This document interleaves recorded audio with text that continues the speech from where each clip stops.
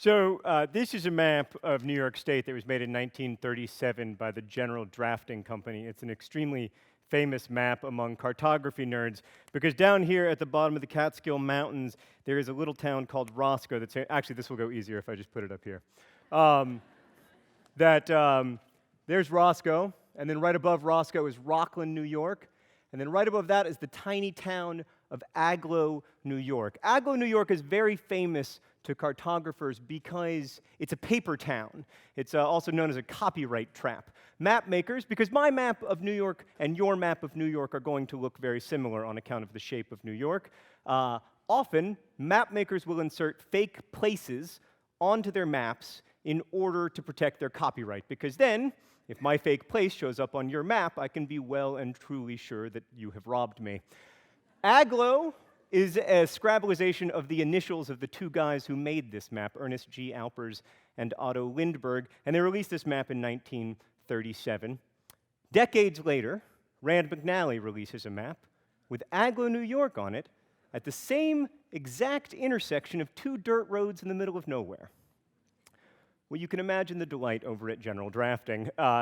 They immediately call Rand McNally, and they say, "We've caught you. We made Agloe, New York up. It is a fake place. It's a paper town. We're going to sue your pants off." And Rand McNally says, no. Agloe is real.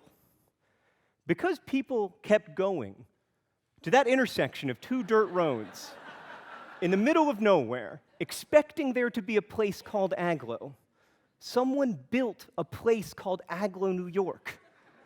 It had a gas station, a general store, 2 houses at its peak. And this is, of course, a completely irresistible metaphor to a novelist, because we would all like to believe that the stuff that we write down on paper can change the actual world in which we're actually living, which is why my third book is called Paper Towns. But what interests me ultimately more than the medium in which this happened is the phenomenon itself. It's easy enough to say that the world shapes our maps of the world, right? Like the overall shape of the world is obviously going to affect our maps. But what I find a lot more interesting is the way that the manner in which we map the world changes the world. Because the world would truly be a different place if North were down. And the world would be a truly different place if Alaska and Russia weren't on opposite sides of the map. And the world would be a different place if we projected Europe to show it in its actual size. The world is changed by our maps of the world. The way that we choose to sort of our personal cartographic enterprise also shapes the map of our lives, and that in turn shapes our lives. I believe that what we map changes the life we lead. And I don't mean that in some like secrety Oprah's Angels Network, like you can think your way out of cancer sense. But I do believe that while maps don't show you where you will go in your life, they show you where you might go. You very rarely go to a place that isn't on your personal map. So I was a really terrible student when I was a kid. My GPA was consistently in the low 2s. And I think the reason that I was such a terrible student is that I felt like education was just a series of hurdles that had been erected before me and that I had to jump over in order to achieve adulthood. And I didn't really want to jump over these hurdles because they seemed completely arbitrary, so I often wouldn't. And then people would threaten me. They'd threaten me with this going on my permanent record, or you'll never get a good job. I didn't want a good job. As far as I could tell, at 11 or 12 years old, like people with good jobs woke up very early in the morning. And the men who had good jobs, one of the first things they did was tie a strangulation item of clothing around their necks. They literally put nooses on themselves, and then they went off to their jobs, whatever they were. That's not a recipe for a happy life. These people, in my symbol-obsessed 12-year-old imagination, these people who are strangling themselves as one of the first things they do each morning, they can't possibly be happy. Why would I want to jump over all of these hurdles and have that be the end? That's a terrible end. And then, when I was in 10th grade, I went to this school, Indian Springs School, a small boarding school outside of Birmingham, Alabama. And all at once, I became a learner. And I became a learner because I found myself in a community of learners. I found myself surrounded by people who celebrated intellectualism and engagement and who thought that my ironic, oh-so-cool disengagement wasn't clever or funny, but like it was a simple and unspectacular response to very complicated and compelling problems. And so I started to learn because learning was cool. I learned that some infinite sets are bigger than other infinite sets, and I learned what iambic pentameter is and why it sounds so good to human ears. I learned that the Civil War was a nationalizing conflict. I learned some physics. I learned that correlation shouldn't be confused with causation. All of these things, by the way, enrich my life on a literally daily basis. And it's true that I don't use most of them for my job. But that's not what it's about for me. It's about cartography. What is the process of cartography? It's, sailing upon some land and thinking, I think I'll draw that bit of land. And then wondering, maybe there's some more land to draw. And that's where learning really began for me. It's true that I had teachers that didn't give up on me, and I was very fortunate to have those teachers because I often gave them cause to think there was no reason to invest in me. But a lot of the learning that I did in high school wasn't about what happened inside the classroom. It was about what happened outside of the classroom. For instance, I can tell you that there's a certain slant of light winter afternoons that oppresses like the heft of cathedral tunes, not because I memorized Emily Dickinson in school when I was in high school, but because there was a girl when I was in high school, and her name was Amanda, and I had a crush on her, and she liked Emily Dickinson poetry. The reason I can tell you what opportunity cost is because one day when I was playing Super Mario Kart on my couch, my friend Emmett walked in and he said, "How long have you been playing Super Mario Kart?" And I said, "I don't know, like 6 hours?" And he said, "You realize that if you'd worked at Baskin-Robbins those 6 hours, you could have made $30. So in some ways, you just paid $30 to play Super Mario Kart." And I was like, "I'll take that deal." But I learned what opportunity cost is. And along the way, the map of my life got better. It got bigger. It contained more places. There were more things that might happen, more futures I might have. It wasn't a formal, organized learning process, and I'm happy to admit that. It was spotty, it was inconsistent, there was a lot I didn't know. I might know, that Cantor's idea that some infinite sets are larger than other infinite sets, but I didn't really understand the calculus behind that idea. I might know the idea of opportunity cost, but I didn't know the law of diminishing returns. But the great thing about imagining learning as cartography, instead of imagining it as arbitrary hurdles that you have to jump over, is that you see a bit of coastline, and that makes you want to see more. And so now I do know at least some of the calculus that underlies all of that stuff. So I had one learning community in high school, then I went to another for college, and then I went to another when I started working at a magazine called Booklist, where I was an assistant surrounded by astonishingly well-read people. And then I wrote a book, and like all authors dream of doing, I promptly quit my job. And for the first time since high school, I found myself without a learning community, and it was miserable. I hated it.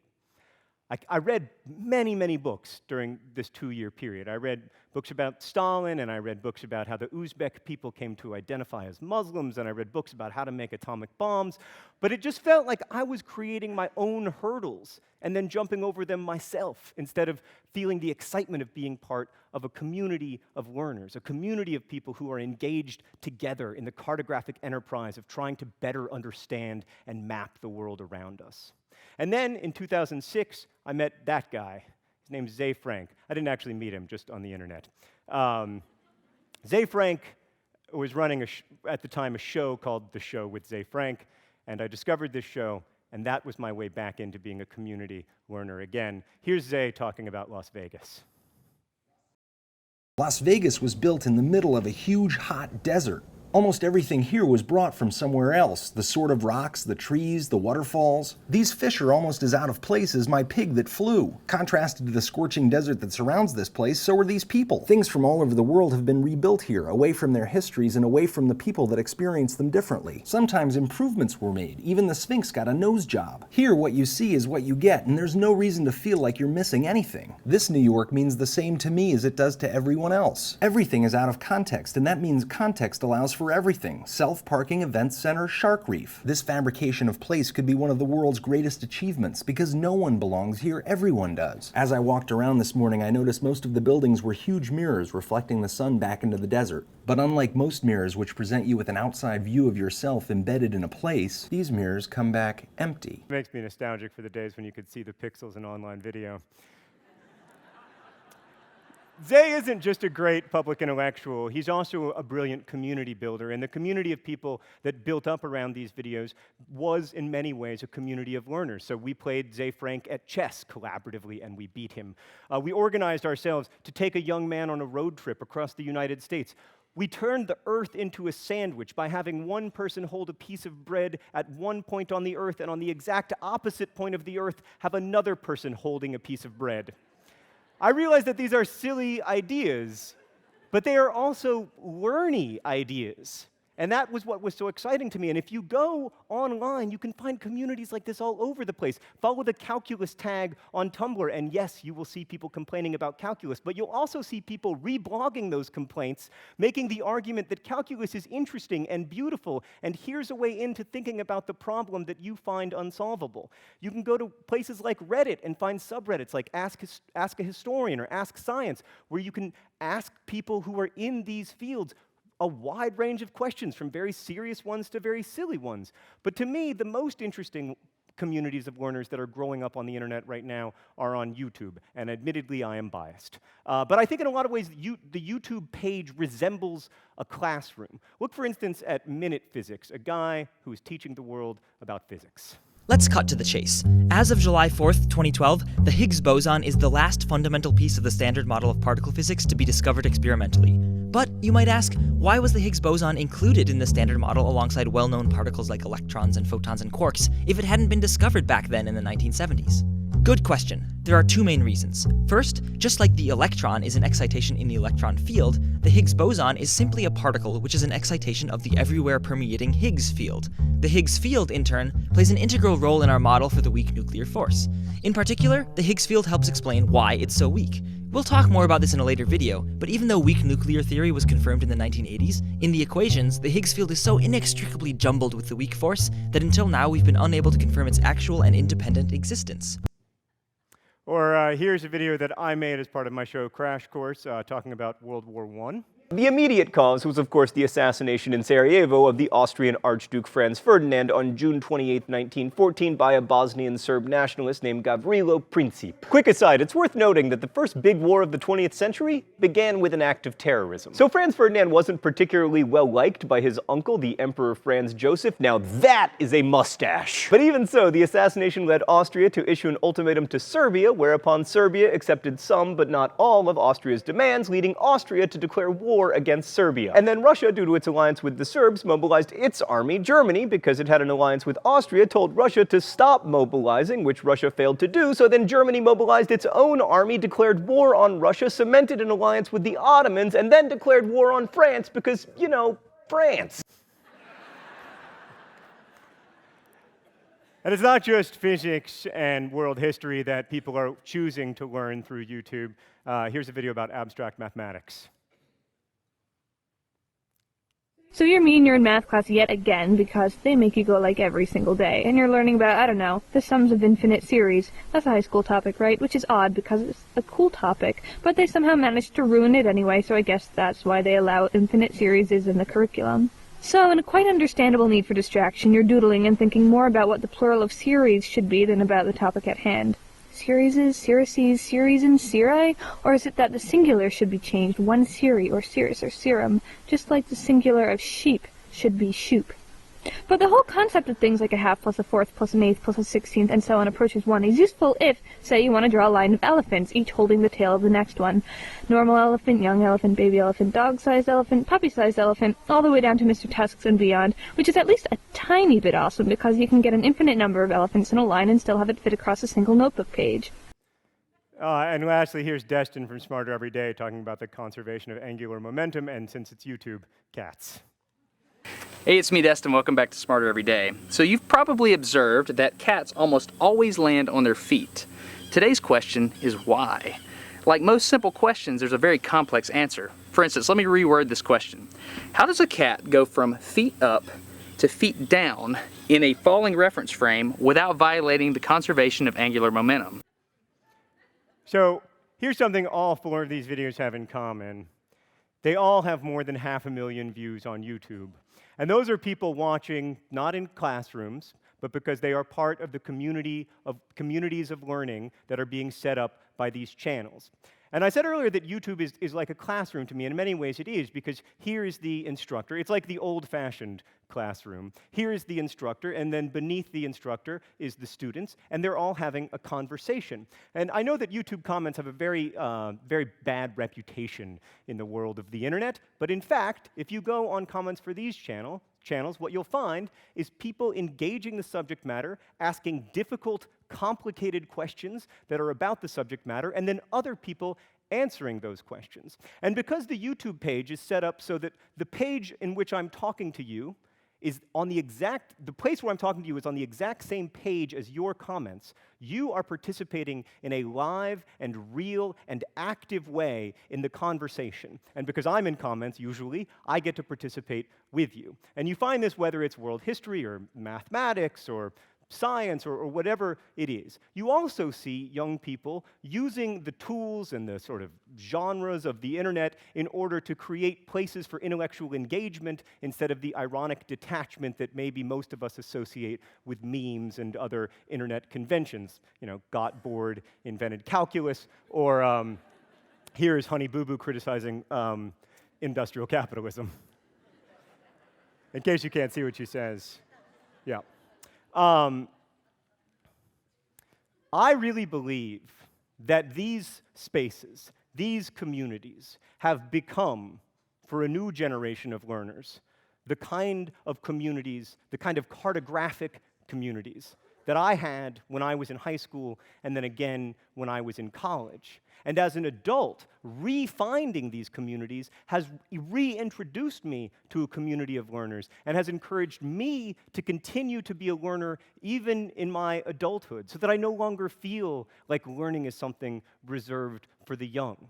Vi-Heart and Minute Physics introduced me to all kinds of things that I didn't know before. And I know that we all hearken back to the days of the Parisian Salon and the Enlightenment, or to the Algonquin Round Table, and wish, oh, I wish I could have been a part of that. I wish I could have laughed at Dorothy Parker's jokes. But I'm here to tell you that these places exist. They still exist. They exist in corners of the internet where old men fear to tread. And I truly, truly believe that when we invented Aglo, New York in the 1960s, when we made Aglo real, we were just getting started. Thank you.